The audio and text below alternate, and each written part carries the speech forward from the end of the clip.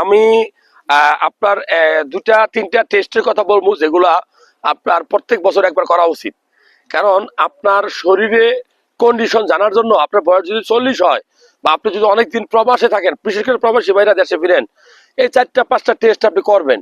আপনার কিডনি ভালো আছে কিনা জানার জন্য সিরাম ক্রিয়েটিনিন, আপনার লিভার ভালো আছে কিনা জানার জন্য আপনার এসজিপিটি, আপনার হরমোন লেভেল ঠিক আছে কিনা জানার জন্য testosterone level, serum testosterone level, আর রক্তের পরিমাণ ঠিক আছে কিনা, রক্তে কোনো ইনফেকশন আছে কিনা জানার জন্য সিবিসি, প্রস্রাবে কোনো ইনফেকশন আছে কিনা সেটা জানার জন্য ইউরিন আরি। এই টেস্টগুলো করবেন। আরো যদি আপনি মোটা তাজা হন, আপনি যদি অনেক বেশি স্বাস্থ্যের অধিকারী হন, প্রেশার থাকে, আপনি অবশ্যই সিরাম লিপিড প্রোফাইল টেস্টটা করবেন। এই টেস্টগুলো করলে আপনার শরীর সম্পর্কে একটা ধারণা পাবেন।